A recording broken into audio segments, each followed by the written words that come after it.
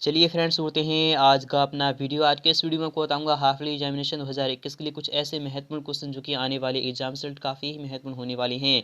अगर आप class 9th में हैं और दे रहे हैं हाफली एग्जाम 2021 एंड 22 का, तो फ्रेंड्स एक बार इस वीडियो को जरूर देख के जाना, क्योंकि काफ़ी ही महत्वपूर्ण क्वेश्चन बताता हूँ मैं आपको। जितने भी क्वेश्चन बताता हूँ वो अक्सर एग्जाम में आते हैं, इसलिए एक बार इस वीडियो को जरूर देख के जाना। तो फ्रेंड्स काफ़ी ही महत्वपूर्ण क्वेश्चन बताने वाला हूँ साइंस के क्लास 9th के लिए। तो पूर्ण यानी कि 80 मार्क्स का आपका रहने वाला है, क्योंकि 80 मार्क्स का अगर आपको चाहिए 80/80 अगर आपको पूरे के पूरे नंबर चाहिए, तो फ्रेंड्स एक बार इस वीडियो को जरूर देख के जाना। तो आपको टाइम आपको 3 घंटे का दिया जाएगा क्वेश्चन पेपर को सॉल्यूशन करने के लिए, क्योंकि हाफ डी में 3 घंटे का आपको टाइम दिया जा रहा है क्वेश्चन पेपर को सॉल्यूशन करने के लिए। निर्देश आपके सामने है, सभी प्रश्न हल करना अनिवार्य है, यानी कि ऑल क्वेश्चन आर कंपलसरी। आपको जितने भी क्वेश्चन दिए जाएंगे आपको सभी को सॉल्यूशन करना होगा। सेकंड वाला कह रहा है प्रश्न नंबर 1 से लेकर 4 तक आपको वस्तुनिष्ठ प्रश्न दिए जाएंगे, जिसमें कि प्रत्येक प्रश्न के लिए आपको 5 अंक निर्धारित किया गया है। इनकी एक क्वेश्चन का जवाब देने पर आपको 5 अंक मिलेगा, जिसमें कि टोटल आपके 20 अंक मुकम्मल हो जाएंगे।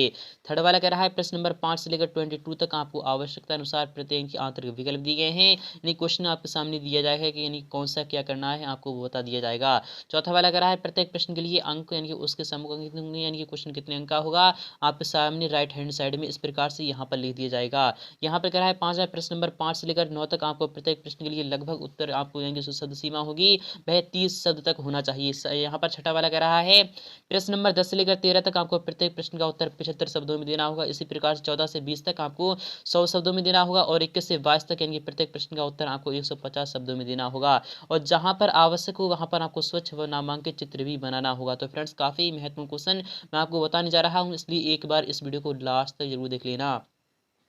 पहला क्वेश्चन आ चुका है आप सामने। पहला क्वेश्चन यहाँ पर कह रहा है सही विकल्प में आपको चुनकर लिखना होगा। यह क्वेश्चन आपका 5 अंक का रहने वाला है। पहला क्वेश्चन आ चुका है 2 या 2 से अधिक पदार्थों का समांगी मिश्रण क्या कहलाता है। तो हम जानते हैं 2 या 2 से अधिक समांग यानी 2 या 2 से अधिक यानी पदार्थों का समांगी मिश्रण जो होता है वह विलेन कहलाता है। क्या कहलाता है? विलेन यानी कि सॉल्यूशन, यानी कि ऑप्शन नंबर आपका पहला वाला यहाँ पर राइट हो चुका है।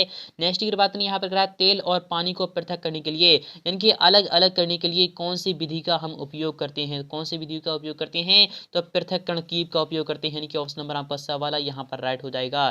थर्ड वाले की बात नहीं, यहाँ पर कह रहा है इनमें से किसमें घटक एक निश्चित अनुपात में उपस्थित होते हैं। तो हम जानते हैं किसमें होते हैं, तो यौगिक में 2 या 2 से अधिक जो घटक होते हैं वह निश्चित अनुपात में होते हैं। जैसे कि यहाँ पर क्या हो गया H2O हो गया, तो इसमें जो हाइड्रोजन का जो अनुपात होगा वह किस प्रकार से आएगा, तो 2:1 यानी कि आपका क्या आ जाएगा 2:1 के अनुपात का यह क्या हो जाएगा, यह घटक पाए जा रहे हैं। चौथे वाले क्वेश्चन की बात नहीं, यहाँ पर करा है कोशिका शब्द सबसे पहले किसने प्रयोग किया था। तो हम जानते हैं कोशिका शब्द सबसे पहले किसने प्रयोग किया होगा, जिसने इसकी यानी कि इसकी खोज की थी तो उसी ने यानी किसने किया था, तो रॉबर्ट हुक ने किया था। कब किया गया था, तो मैं आपको यहाँ पर बताता हूँ सन 1665 यानी कि सन 1665 ईस्वी को, यानी कि उसने जो ज्ञात किया था तभी उसने यानी कि कोशिका इसको नाम दिया था, यानी कि 1665 ईस्वी में उसने ज्ञात किया था। ऑप्शन नंबर आपका क्या आ जाएगा, यानी कि ऑप्शन नंबर आपका यहाँ पर राइट हो चुका है, रॉबर्ट हुक के द्वारा।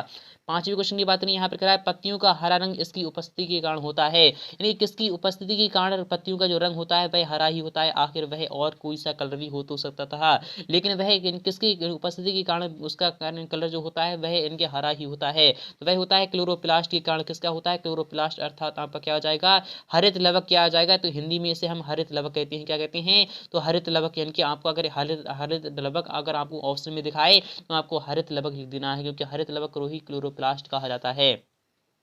नेक्स्ट वाला क्वेश्चन की बात नहीं, यहाँ पर सेकंड वाला क्वेश्चन काफी महत्वपूर्ण, इससे भी आपके एग्जाम में क्वेश्चन बन सकते हैं, और यह क्वेश्चन भी आपका 5 अंक का रखा गया है। सेकंड वाला क्वेश्चन भी आपका 5 अंक का रहने वाला है।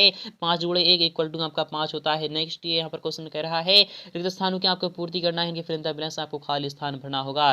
पहला क्वेश्चन आ चुका है नारियल का रेशा रेशम के ऊतक का बना होता है। तो हम जानते हैं नारियल का जो रेशा होता है वह किस ऊतक का बना होता है, तो आपको यहाँ पर सिंपली लिख देना है स्क्लेरेन कायमा।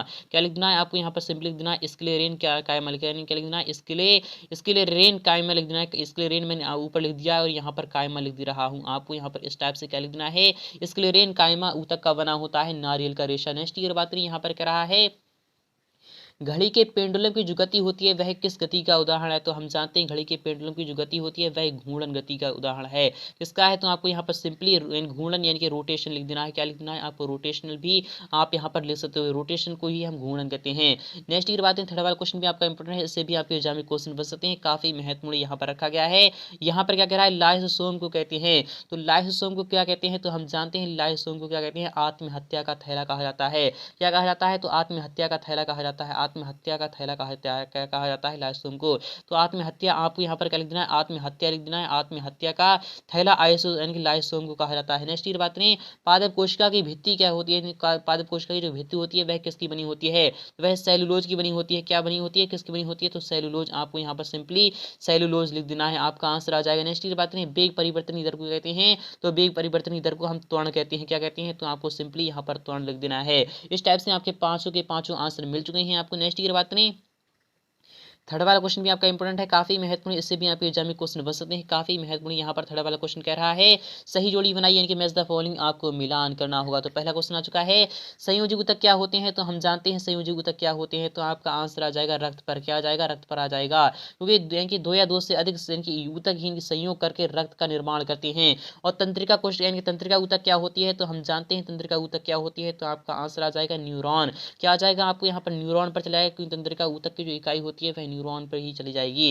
नेक्स्ट की बात यहाँ पर क्या है, पत्तियों से भोजन का परिवहन कौन करता है, तो हम जानते हैं पत्तियों से भोजन का जो परिवहन करता है वह फिलोएम करता है। और रेखित पेशी क्या होती है, रेखित पेशी जो होती है वह अनैच्छिक पेशी क्या होती हैं, तो आपका आंसर क्या, रेखित पेशी जो होती है वह ऐच्छिक पेशी होती है। क्या होती हैं, ऐच्छिक पेशियां होती हैं। बट हाँ, हृदय की जो पेशी होती है वह अनैच्छिक होती है, क्योंकि हृदय को कोई भी कंट्रोल में नहीं कर सकता, अर्थात हृदय अपने आप ही यानी कुदरती है, इनके वह धड़कता रहता है, जब तक धड़कता रहेगा तभी तक इनकी इंसान जीवित रहता है। इस टाइप से जो आपका आंसर आ जाएगा, यानी कि हृदय की जो पेशी है वह क्या है, अनैच्छिक है, यानी कि उस पर कोई भी इच्छा इनकी धारण नहीं कर सकता।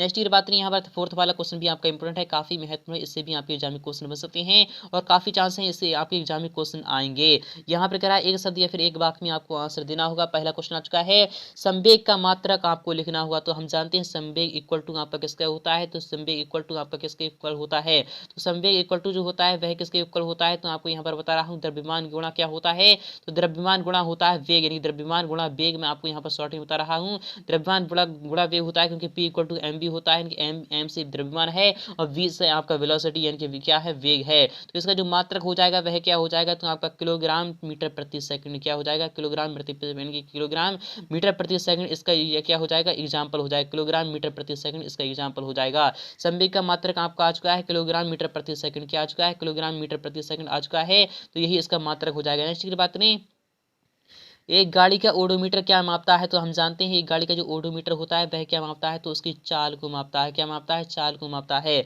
बल का ऐसे मात्रक क्या होता है, तो बल का ऐसे मात्रक मैं आपको यहाँ पर बता चलूँ, न्यूटन होता है। क्या होता है, तो न्यूटन होता है। इसका इनके मात्रक डाइन भी होता है सीरियस में। यहाँ पर बात नहीं, किसी वस्तु का जड़त्व होता है वह किस पर निर्भर करता है, तो किसी वस्तु का जो जड़त्व होता है वह उसके द्रव्यमान अर्थात भार पर निर्भर करता है। तो आपका आंसर आ जाएगा द्रव्यमान, यानी क्या आ जाएगा, मास आ जाएगा।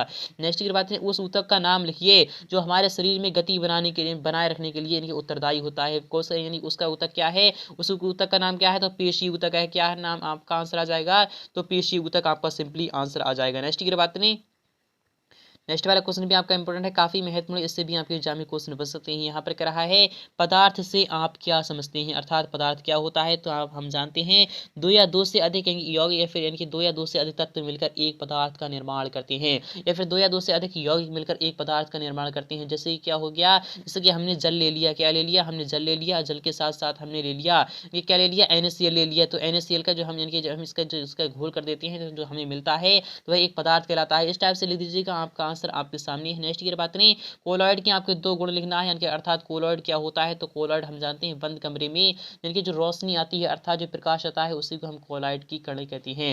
नेक्स्ट की बात नहीं, छठा वाला क्वेश्चन भी आपका इंपॉर्टेंट है, कोशिका का कौन सा अंगक है क्योंकि बिजली का घर है और क्यों कहलाता है, तो हम जानते हैं माइटोकॉन्ड्रिया क्या कहता है, तो माइटोकॉन्ड्रिया आपका यहाँ पर आंसर आ जाएगा। माइटोकॉन्ड्रिया क्या है, तो माइटोकॉन्ड्रिया ही क्या होती है, तो माइटोकॉन्ड्रिया होता है पावर हाउस ऑफ सेल। क्या होता है, पावर हाउस ऑफ सेल, अर्थात क्या होता है, देखिए ऊर्जा का जो इनकी बिजली घर होता है वह माइटोकॉन्ड्रिया होता है। और क्यों होता है, क्योंकि इसी में सभी यानी कि जो ऊर्जा होती है वह संचित रहती है, इसलिए इसे यानी कि क्या कहा जाता है, माइटोकॉन्ड्रिया को ही ऊर्जा का ये बिजली घर कहा जाता है इन कोशिका का। आपका आंसर इस टाइप से आ जाएगा। रंध्र के क्या कार्य होते हैं, तो हम जानते हैं रंध्र जो होता है वह पत्तियों के यानी कि पंक्तियों पर पाया जाता है। हरी पत्तियां होती हैं, उनके जो छिद्र होते हैं छोटे छोटे, उन्हें हम रंध्र कहते हैं। रंध्र का कार्य होता है कि भोजन का निर्माण करना, अर्थात सूर्य से प्रकाश इनकी ग्रहण करना और इनकी जो पौधे की जो पत्तियां होती हैं उन्हीं से इनकी क्या इनकी जड़ों से क्या इनकी जल प्राप्त करना, तभी इनकी अपना भोजन इनके बना लेती हैं। इस तरीके से आपका आंसर आ जाएगा। नेक्स्ट की बात है पौधों में इनकी एपिडर्मिस क्या है उसकी आपको भूमिका लिखना होगी। सरल रेखीय गति का एक एग्जाम्पल आपको देखना है, तो सरल रेखीय गति का एक स्कूटर सवार हो गया तो वह क्या होगा हो जाएगा सरल रेखीय गति का एक एग्जाम्पल हो जाएगा। नेक्स्ट की बात करें किसी पेड़ की शाखा के तीव्रता से हिलाने पर कुछ पत्तियां झड़ जाती हैं क्योंकि गुरुत्वाकर्षण के कारण आपको वो सभी लिख देना है। न्यूटन की गति का आपको प्रथम नियम लिखना होगा, तो न्यूटन की गति का जो प्रथम नियम है वह जड़त्व का नियम है। अर्थात क्या होता है यदि कोई वस्तु, मैं आपको यहाँ पर जिस टाइप से बता रहा हूँ आपको सिंपली अच्छी प्रकार से सुन लेना है, तभी आपको एग्जाम में पूरे के पूरे मार्क्स मिलेंगे।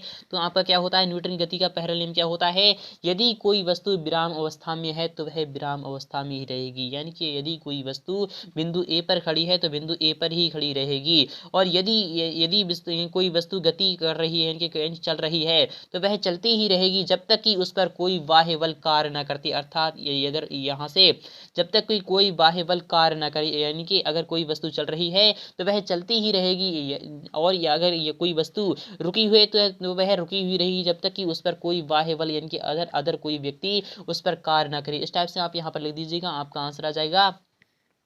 नेक्स्ट की बात यहाँ पर संतृप्त विलयन क्या होता है, उदाहरण देकर आपको लिखना होगा। धातुओं के आपको कोई 3 अंतर बताना है। तो धातुएं चमकदार होती हैं बट अधातुएं चमकदार नहीं होती हैं, परंतु अपवाद है हीरा का, आप यहाँ पर इसको भी ध्यान में रखिएगा। और धातुएं आघातवर्ध होती हैं परंतु अधातुएं आघातवर्ध नहीं होती हैं। धातुएं तन्य होती हैं, अधातुएं तन्य नहीं होती हैं। तीनों के तीनों आंसर मैंने आपको बता दिए हैं, आपका इस टाइप से आ जाएगा। प्लाज्मा झिल्ली को आपको वर्णात्मक पारगम्य झिल्ली क्यों कहते हैं, आपको वो सभी लिखना होगा। न्यूरॉन का आपको नामांकित चित्र बनाना है, रेखित पेशी व हृदय पेशी का आपको चित्र बनाना है, तो इसका भी जवाब आपको नेक्स्ट आर्ट मिल जाएगा। चाल एवं वेग में आपको परिवर्तित इनके क्या करना है, आपको अंतर लिखना होगा। तो चाल किसे कहते हैं, तो चाल बराबर क्या होता है, तो हम जानते हैं दूरी बटे समय की, यानी दूरी और प्रति उसमें इनके कोई व्यक्ति है यदि वह 100 किलोमीटर चल रहा है और उसमें जितना टाइम लग रहा है तो दोनों के अनुपात को हम चाल कहते हैं। और वेग किसे कहते हैं, तो वेग इसी टाइप से हो जाएगा, यानी चाल में परिवर्तन की दर को हम वेग कहते हैं। तो आपका आंसर आप समझ सकते हो। अथवा की बात यहाँ पर एक वस्तु जो है वह 16 मीटर की दूरी एस इक्वल टू आपकी यहाँ पर कितनी है, तो 16 मीटर दी जा रही है। 16 मीटर है आपकी एस इक्वल टू 4 सेकंड में तय करता है। कितने सेकंड में तय करता है, तो 4 सेकंड में तय कर रहा है। यदि तथा पुनः यानी 16 मीटर की दूरी वह 2 सेकंड में तय करे, कितना तय करे, तो यानी 2 सेकंड में तय करे, तो वस्तु की औसत चाल क्या हुई, तो आपको क्या निकालना है, औसत चाल निकालना है। तो चाल बराबर क्या होता है, तो हम जानते हैं यानी 4 एवरेज आपको यहाँ पर कह रहा है, 4 एवरेज आपको क्या निकालना है, 4 एवरेज निकाल देना है। तो आपकी टोटल दूरी कितनी हो चुकी है, 32 हो चुकी है, 32 हो चुकी है। और वटे में आपकी कितनी हो चुकी है, 4 2 6 हो चुका है। तो आपका यहाँ पर यानी 6 से जो हम इसे काट देते हैं तो आपका क्या बचता है, 6 पंजा 30 होता है, 6 पंजा 30 होता है, 2 बचा है तो 6 3 18 यानी कि 5.33 आपका आंसर आ जाएगा। 5.33 मीटर प्रति सेकंड उसकी क्या हो जाएगी, चाल हो जाएगी। यहाँ पर 14वें क्वेश्चन की बात करें, धुआं और कोहरा क्या होता है, दोनों एरोसोल किस तरह भी अलग हैं, आपको बताना है। जंतु कोशिका का आपको नाम को चित्र बनाना है। ये सभी आपके इंपोर्टेंट क्वेश्चन काफी महत्वपूर्ण है। इसका भी जवाब मैं आपको नेक्स्ट बार में बहुत जल्द दिखाने वाला हूँ। तो आई होप आपको समझ में आ चुका होगा। अगर आपको समझ में आ चुका है तो वीडियो को लाइक करना, शेयर करना बिल्कुल भी ना भूलें फ्रेंड्स। अभी आप क्वेश्चन पेपर का यानी स्क्रीनशॉट ले लीजिएगा, इसका सॉल्यूशन मैं आपको बहुत जल्द दिखाने वाला हूँ। अगर आपको फुल सॉल्यूशन चाहिए तो कमेंट सेक्शन में बता देना, इसका फुल सॉल्यूशन आपको मिल जाएगा बहुत जल्द।